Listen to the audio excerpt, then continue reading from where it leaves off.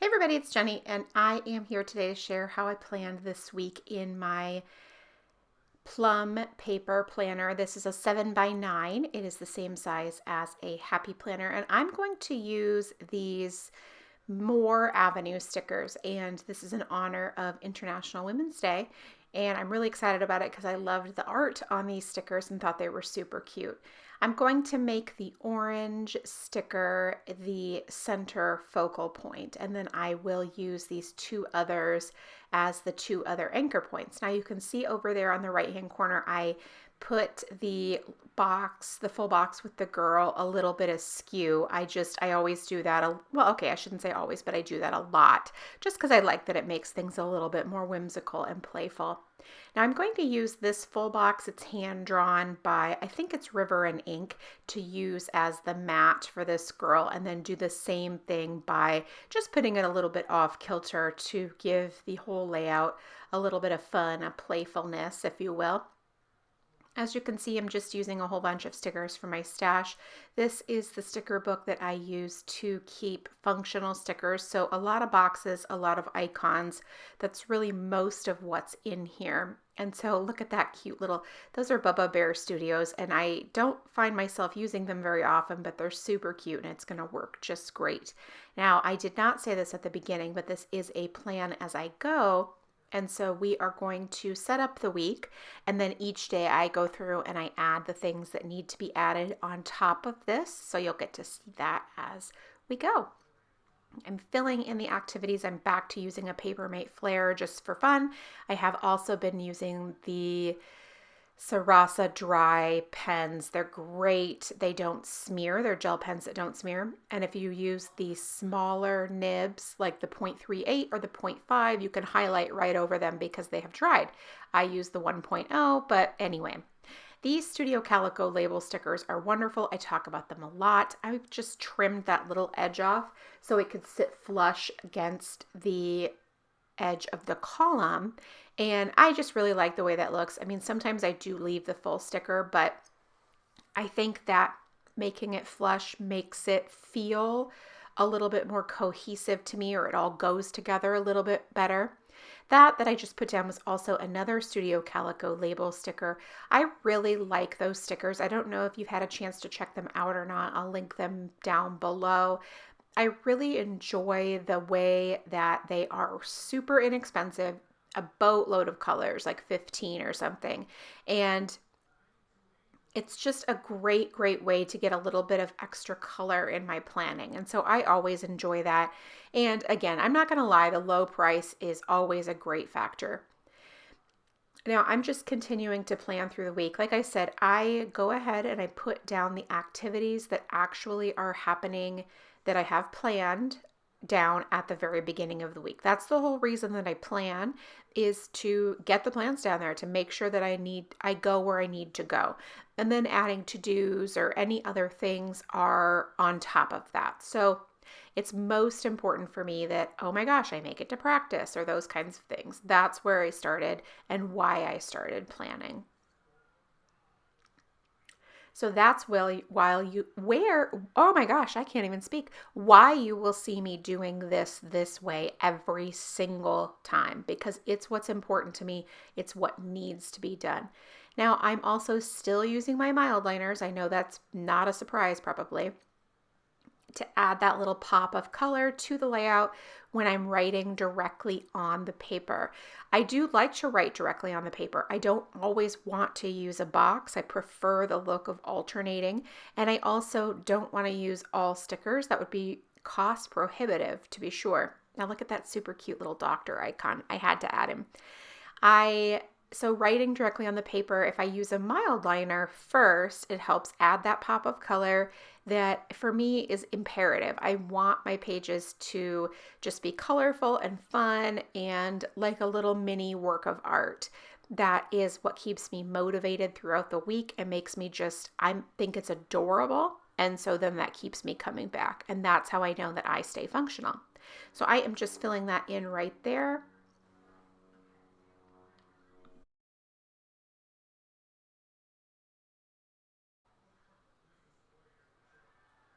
Now, I also love to use the icons like the doctor one and then the basketball one and the baseball one.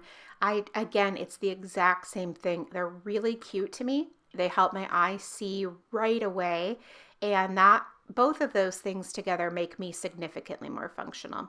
Now that I have added the activities, I'm going to go back and just add a few of these little strips just to make it cuter, just to pull together some of these little areas where a little bit more decor is needed. So like for example, that orange box, I wasn't really satisfied with it as a standalone piece. So adding those little strips helps. Okay, so now we're finished and we're going to just plan on Monday. So this is part of the plan as I go. I needed to add that little phone sticker because again, remember we talked about this already. The icons are part of what just is super cute to me and then therefore makes the planner more functional. I know there's always a debate between, oh, are you team decorative or team functional? To me, they're sort of intertwined if you want to be honest, especially in my main planner. They're just, I don't know that I could entirely separate the two. So I'm just going to pull out these little stickers. I absolutely love them. The little bow tied around the finger. They're from Villa Beautiful. Now this is a sticker book that has sticker paper in it. I can't link this specific book, but I will use the sticker paper, or I will link the sticker paper that I use for my Happy Planner book down below because I'm equally as happy with that one. This one just happens to be small sticker shops. You can see I'm adding the little weekend banner. These are things that come on samplers, or if a sheet has a couple of stickers left over and I can't use it for my kit, that I put those in here and I do it by color, unless it's like seasonal or something like that. Like I wouldn't put a red and green and gold. Obviously that's multicolor and probably Christmas. Am I right? So that's how I separate those. And it has worked out wonderfully for me to be able to use some of those extra stickers that would otherwise get thrown away, even though they still are usable. So now I've got my planning done for Monday. I've written down the activities and the to-dos. So now I'm going to go and add the decorative the decorative pieces that will fill in the blank spots because, I'm really trying to not have too much white space left. So I'm going to add this little half box that the colors go, and it would be hard to use ordinarily, and then lay the little lady's head on top of it. I just absolutely love it. It's like a frame. I think it's so, so, so cute. And then I'm able to use a little bit of one of these washi strips as well and just trimming off the edge. And then Monday is all finished. Look how cute. See, it turned out great. And it's still got plenty of plans there and plenty of things down that I did. Now, I do consider this planner that I'm working on my memory planner without photos. And you're thinking, what does that mean? Let me explain it to you. I like to switch planners just because I do. I already know what brings me planner peace. I could use a vertical happy planner and not need to use a different planner. But I like to try different ones. I enjoy it. It brings me a lot of happiness to try different planners. But the problem with that is at the end of the year, I don't have one planner that will sit on my shelf as a record of that year. Hence the memory planner with no photos. So I write all the little things, the appointments, the activities, the to-dos, the happy mail, all that stuff in this planner. So then at the end of the year, this will just go straight to my shelf, and then I will be able to have one planner for 2021 that's right there. I did the same thing for 2020 and it worked out beautifully. And then it allows me to try all the planners that I like guilt-free throughout the year because I will have something that sits on my shelf at the end of the year. Now, I do like to use the brush lettering as you saw at the bottom. Now, that's really more if I have room. Like if it was a day that was jam-packed and I had so many things I needed to write, I would never do that because I couldn't fit it in with that. But because I can, I do. Now that little sticker that I just wrote on is really a cute one and it needed a little hand-drawn star, am I right? But it was also a vinyl sticker, so I had to use a permanent marker on it to write, and that's okay too because I do really enjoy the texture of those vinyl stickers, and so writing on them is a lot of fun for me. I don't use them a lot, though I do have a Chrissy Ann Designs binder, but I mostly hoard those stickers because I enjoy them so much. I think the texture is beautiful, but it's a little bit more difficult with those stickers, obviously, because they have to be written on with a special kind of pen. Now you can see I'm flipping through. See, that's the distinction of how I organize these odds and ends is just by color. You're seeing the red and the green and the yellow all through here. And so I know, okay, I'm looking for a blue or a pink sticker. So I go to the blue and pink pages and I find the one that works, or green, or whatever the case may be. Now, like I said, at the back, I have multicolor stickers and seasonal stickers also, but those, I'm not going to lie, don't get used quite as much, but I'm still thinking on that and how I can do that. So it's always in the back of my mind.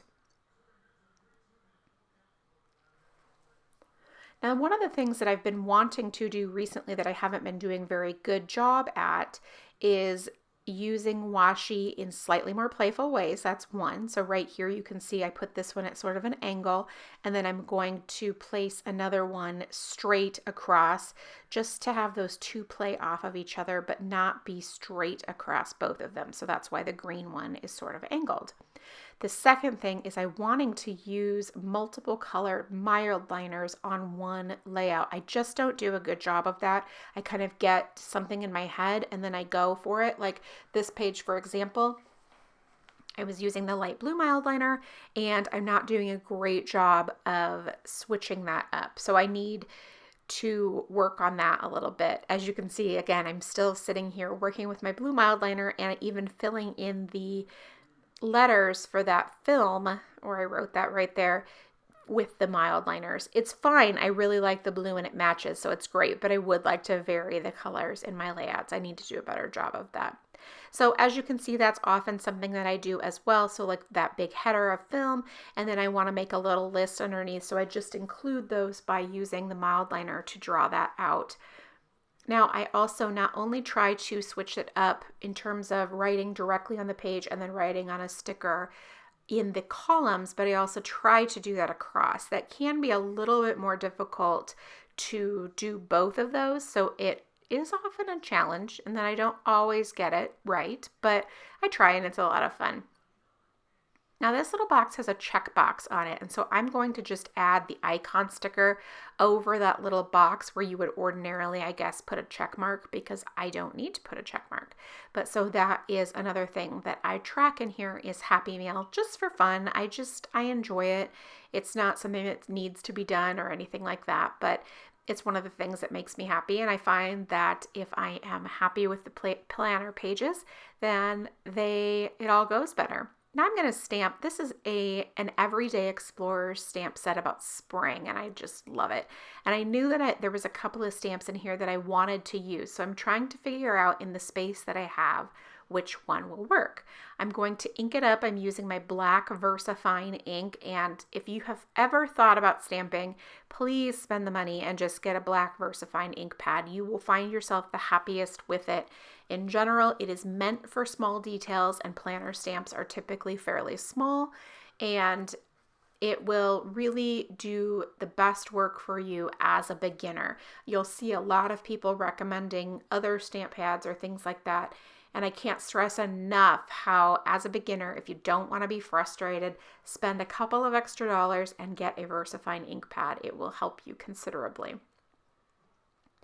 Now we're going to work on the right-hand side of the page. And again, we've got that old trusty mild liner out, but look, I changed it up. I got a green one out. See, that's what I'm talking about. I'd like to alternate, switch it up a little bit, make it a little bit more random, because that is ultimately how I like my planner pages, is full of lots of different colors if I can. So as you can see, just still continuing to add the highlighter before I write on the page so I don't have any smearing. Otherwise it would just be sort of a blurry little mess, and I don't want that. Now sometimes things crop up, different activities, but mostly after the pen what I'm adding is to-dos, and I'm adding things that did pop up, of course, and Happy Mail, and every now and again maybe a thought or something like that, though I would argue I'm not doing too terribly much of that right here. But what I am doing is enjoying using a lot of my stash stickers that ordinarily wouldn't get done. But so now I have a little bit more room for decor here, you can see. So I added the little head and then a couple of floral stickers as well. It just turns out so cute, and I'm always really happy to not have the white space it just all feels really full and cohesive. Now those cloud stickers are so cute, and I rarely ever use them because they're kind of a random shape and they don't go with each kind of week, but this week feels a little bit whimsical just in general, and so using that was awesome.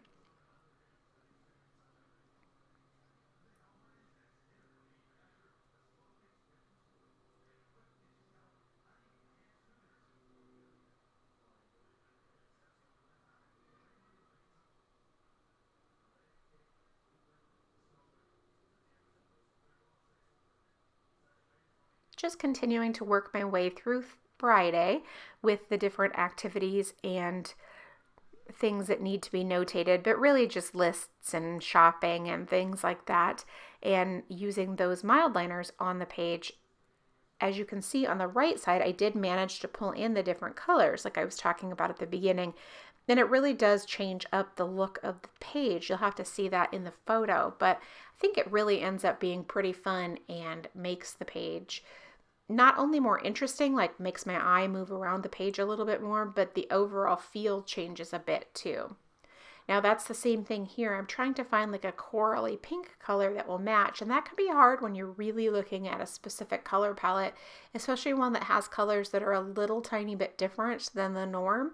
I feel like the colors in this kit were a little bit different than your average colors. Like it's not just, oh, red and yellow or whatever. It's kind of more of a golden and orange and sort of a medium blue. So looking through my stash is a little bit more difficult because I did not order the boxes that went with this kit.